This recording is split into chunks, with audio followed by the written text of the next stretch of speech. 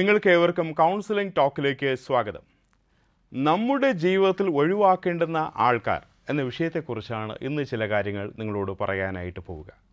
നമ്മുടെ ജീവിതത്തിൽ, ദൈനംദിന ജീവിതത്തിൽ, ജോലിയിൽ, തൊഴിൽ ഇടങ്ങളിൽ, അല്ലെങ്കിൽ വിദ്യാഭ്യാസ ഇടങ്ങളിൽ, അല്ലെങ്കിൽ ദൈനംദിനം അല്ലാതെയുള്ള ഇടങ്ങളിൽ ഒക്കെയും പൊതു ഇടങ്ങളിലൊക്കെയും നമുക്ക് ധാരാളം ആളുകളെ അഭിമുഖീകരിക്കേണ്ടതായി വരും. എന്നാൽ ചില ആൾക്കാരെ നമ്മുടെ ജീവിതത്തിൽ നിന്ന് ഒഴിവാക്കുന്നത്, പാടെയോ അല്ലെങ്കിൽ പകുതിയായോ ഭാഗികമായോ ഒഴിവാക്കുന്നത് ഏറ്റവും നല്ലതാണ്. കാരണം നിറയെ പേർക്ക് ആളുകളെല്ലാവരെയും കൈകാര്യം ചെയ്യാനുള്ള കഴിവ് ഉണ്ടായിരിക്കുകയില്ല.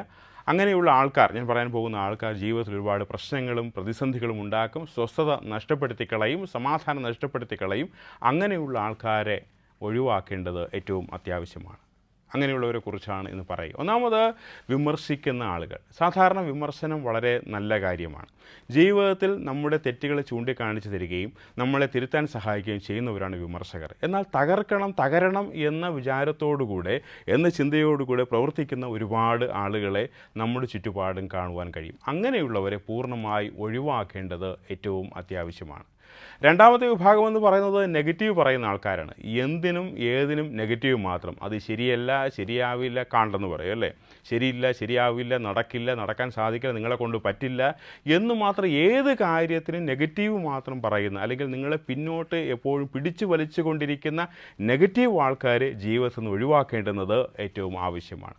മൂന്നാമത്തെ വിഭാഗമെന്ന് പറയുന്നത് അസൂയാലുക്കളായിട്ടുള്ള ആളുകളാണ്. ജീവിതത്തിൽ വളരുന്നതിന് തടസ്സമായിട്ട്, വിഘാതമായിട്ട് അവർ എപ്പോഴും നിൽക്കുകയും നിങ്ങളുടെ വളർച്ചയെ തടസ്സപ്പെടുത്തുകയും ചെയ്യും. അങ്ങനെയുള്ളവരെ ജീവിതത്തിൽ നിന്ന് ഒഴിവാക്കേണ്ടത് ഏറ്റവും ആവശ്യം. നാലാമത്തെ വിഭാഗമെന്ന് പറയുന്നത് നിങ്ങളുടെ സമയം മെനക്കെടുത്തിക്കുന്ന ആളുകൾ. നിങ്ങൾക്ക് ഒരുപാട് കാര്യം ചെയ്യാനുണ്ടായിരിക്കും, എന്നാൽ ടൈം സ്പോയിൽ ചെയ്യുന്ന ഒരുപാട് ആൾക്കാർ നമ്മുടെ ചുറ്റുപാടുമുണ്ടായി. അവർ വെറുതെ എന്തെങ്കിലും കാര്യം പറഞ്ഞ്, അല്ലെങ്കിൽ കാര്യങ്ങളെല്ലാം അവതാളത്തിലാക്കുന്ന, അല്ലെങ്കിൽ നിങ്ങളുടെ സമയം പാഴാക്കുന്ന, നിങ്ങൾ ചെയ്യേണ്ടുന്ന കാര്യങ്ങൾ ചെയ്യാൻ അനുവദിക്കാതെ അതിലിടയിൽ കയറിയപ്പോൾ നിങ്ങൾക്ക് പ്രശ്നമുണ്ടാക്കുന്ന ആളുകളെ നിങ്ങളുടെ ജീവിതത്തിൽ നിന്ന് ഏറ്റവും പ്രധാനമായി ഒഴിവാക്കേണ്ടത് ആവശ്യമാണ്. അടുത്ത വിഭാഗമെന്ന് പറയുന്നത് സ്വയകേന്ദ്രീകൃതമായിട്ടുള്ള ആളുകളുണ്ട്. സെൽഫ് സെൻട്രിക് എന്ന് പറയും.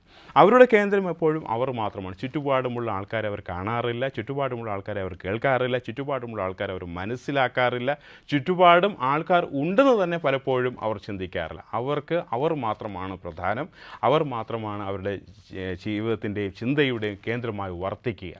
അങ്ങനെയുള്ള ആളുകളെ നിങ്ങളുടെ ജീവിതത്തിൽ നിന്ന് ഒഴിവാക്കുക. അടുത്ത വിഭാഗം എന്ന് പറയുന്നത് നിങ്ങളെ പരിഗണിക്കാത്ത ആളുകൾ. അങ്ങനെയുള്ളവരെ ഒഴിവാക്കുക. നിറയെ പേർക്ക് പറ്റുന്നൊരു അബദ്ധം എന്താണെന്ന് പറഞ്ഞു കഴിഞ്ഞാൽ, തങ്ങളെ പരിഗണിക്കാത്ത ആളുകൾ, ഇപ്പോൾ കൺസ്യൂമറിസത്തെക്കുറിച്ച് പറയുമ്പോൾ തങ്ങൾക്ക് ഇഷ്ടമില്ലാത്തവരെ കാണിക്കാൻ വേണ്ടിയാണ് സാധനങ്ങൾ വാങ്ങുന്നത് എന്നൊരു ചിന്ത പലപ്പോഴും പറയാറുണ്ട്.